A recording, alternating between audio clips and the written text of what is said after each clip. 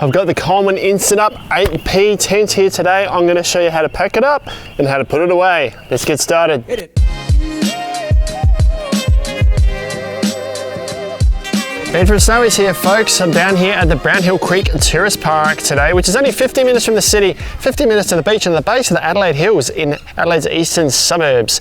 They've given us some space here today to set up some of our products, and in front of me here, I've got the Coleman Instant Up 8P, which is the Silver Series tent. I'm going to show you how to set it up. When you buy your tent, this is how it comes packaged. It's 20 kilos roughly in weight, 120 in length, 25 centimeters by about 25 centimeters. I'll start by showing you what comes in the bag. So inside the bag, behind me here, you get all secured up with a couple of carry straps here. You've got the main portion of the tent. This has got the frame and the inner, all contained as one and pitches all together. This brown bit of fabric here is the fly sheet that goes right over the top of it all. You get a bag of pegs, there's some repair tape in there and a few guy ropes to set up your awning. A couple of awning poles, steel awning poles, and this extra bit of fabric here is the internal divider that goes in between, or down the middle of the inside of the tent to create two separate living areas. Now to set the tent up, I can put the fly and the poles and everything aside. I've got to spread this inner portion of the tent out and we can erect the frame. Now with the inner portion of your tent, you want to stand it up on its ends, and you need to have a look. It's sort of tucked down inside here, but there's a hub down in here. There's a red sticker on top of it. That needs to be sticking up because that's the actual peak of the tent, or the top point of the tent. So we stand that upright so that that's pointing up to the sky.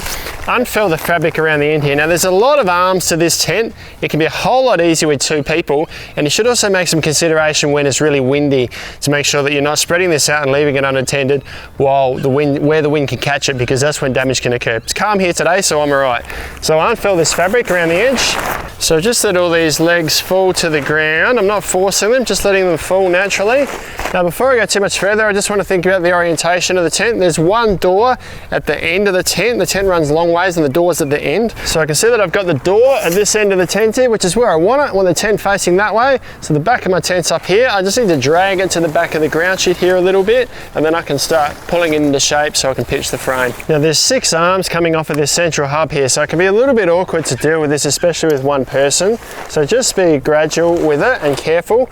I'm going to invert each of these knuckles so that the frame starts to take shape, and then I can pull the corners into their proper spots. So just need to do the back here now. Now with the 8-person tent, it's not just the 6 uprights that extend, but these 2 poles at each end, so 4 in total, also extend. So first thing I need to do is extend these out. We want to do that before we extend the sides, otherwise we're not going to be able to reach. So extend these out, and I can then extend the side poles out. So that's all the poles extended in place, 6 uprights and the 4 on top, so the frame's all where it should be now. Now that would be much easier with a second person. Now I'm going to peg this out on the bottom. There's 6 peg points around the base. I want to peg it out as soon as I can, because just in case a wind gust picks up, I don't want this taking off and the frame getting damaged. Then we can throw the fly over the top. And being such a big tent, it'd be certainly easier to have a second person at hand here to throw this over the top, but I'll manage by myself. First thing I need to do is make sure I've got the orientation right. Now these orange strips that go right to the base here are the front door, or the vestibule, which sits out the front here. So I know that this end needs to stay at this end of the tent. So as best I can, I'll throw this end up over the top and drag it over the tent. So I've got the fly sitting in place there now, just loosely. It's not attached yet. Now before we peg it around the base, there is some attachment points that we need to put in place underneath the fly to attach it to the frame. We fold each corner back. Now this is the same on each of the 6 legs. Right up the top here, there's a Velcro tab that goes around the frame at the top. Then if we follow that down to the bottom here, there's another Velcro tab here that attaches around the bottom of the pole. And then at the base of each corner, there's a plastic clip that hooks onto a little plastic D-ring on the inner base of the tent there. We do that on all 6 poles. And then we go around each side. There's 2 extra pegs on each side of the tent, 1 at the rear and then 2 for the vestibule at the front, and we're almost set up. The last 2 pegs to put in for the vestibule around the front here. While I'm here, I'll mention the ground sheet that we've used. This is 2.44 wide by 4.88 long. Fits perfectly with this tent. Even gives you a bit of coverage under the vestibule. So we've got the last 2 pegs to put in the front here. And that's all the pegs in around the base. Now there are 6 guy ropes to put in. Now it's really important to put the guy ropes in place for this tent. It's a boxy shape, it is wind tested, but in high winds, these flat sides catch the wind and it can become unstable. If we put all the guy ropes in, it makes it nice and stable. You can also benefit from upgrading the pegs that come with the tent. Get some nice thick pegs so that those guy ropes are providing tons of stability for the tent. When you put these guy ropes in, make sure you get them as far out from the tent as you can, so 1 to 1.5 meters out. There's no point in putting a guy rope this close to the tent here. It doesn't do anything. It needs to come right out like this to give the tent tons of leverage.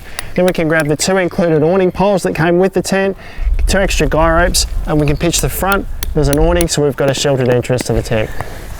Now we're almost set up. That's the main part of the tent. There's 2 other things. Firstly, we've got to step inside the tent because we've got an internal room divider here that goes in the middle of the tent to give us 2 separate areas if we want. Got to step inside to show you how that sets up. Now inside the tent here, this divider goes across the middle here. So it attaches to these points. There's one in the center here, then there's one on each side in the top corner here, and another one down at the base down here where we attach this divider to. Now to get the orientation of the divider right, the zip goes down the middle. It runs vertically down the middle, so at one end it'll finish just short, at the other end it goes right to the base, so that's our bottom there where that undoes. We find these plastic little lugs and they go through the fabric loops on the corners here. Now that's the internal divider attached. Now we don't have to put this in place, or we can just roll these back. There are tabs there to roll it back if we like, but that gives us 2 separate sleeping areas.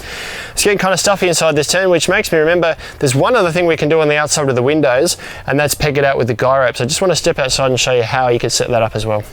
Now for each of these windows, of which there's 2 on each side and 1 at the rear, you can unzip these outside storm flaps on each side and use the guy ropes that are pre-attached to your window to peg it out as a bit of a shade awning like this, so you allow a bit more ventilation through the window, or you can close it right up for storm protection. Alternatively, if you don't want either, you can just roll this right up the top here and keep it up and out the way, and it allows ventilation right through the tent.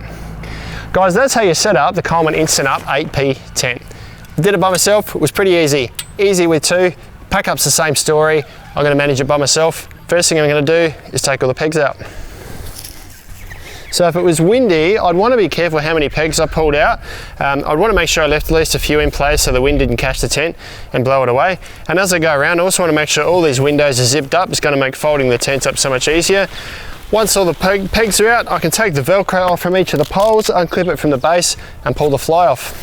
Let's give a little bit of advice here on what I try and do when I'm folding the fly, because there's nothing more frustrating than folding a 3-dimensional object like this. Is before I pull it right off the tent, I try and find a center point. So this is the top of the tent, this is the center of the end, and then I grab the center of the other end here. And as I pull it off, now it kind of slides and sort of roughly folds in half, so it just makes folding it up a bit easier. Now, because I've got no wind to worry about here today, I've taken all the pegs out before I've gone any further, but now we can collapse the frame down. So 2 stages to this. The first one is on every upright pole. We press a little button here, invert that, and our uprights collapse down. And then we've got 4 poles on the top here that we also need to collapse. Now this might not work until we've collapsed all the other poles, but we push the button in there, go around and do that on each leg, and the frame will collapse down. And just take care as you do that a bit. Try not to let the frame twist too much. Once again, if you've got someone helping you, it's a whole lot easier. From here, we push these knuckles back in towards themselves, or in towards the base of the tent, and we can fold all the arms up to put away back in the bag. Now, it probably would benefit from a little strap or something to hold these in place that you might want to add to your tent, because there's quite a few arms there to handle with just one person. From here, when you lay it down, try and keep all this fabric fairly neat.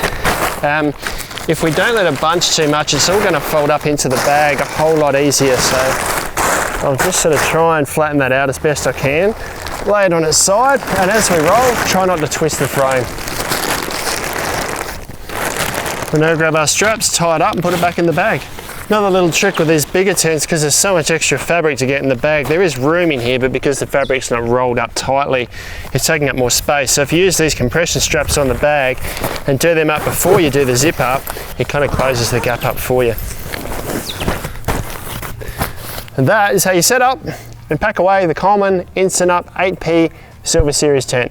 Super affordable, a great family getaway tent. You can grab them online at snowies.com.au at our lowest price every day. Thanks for watching. We'll see you next time.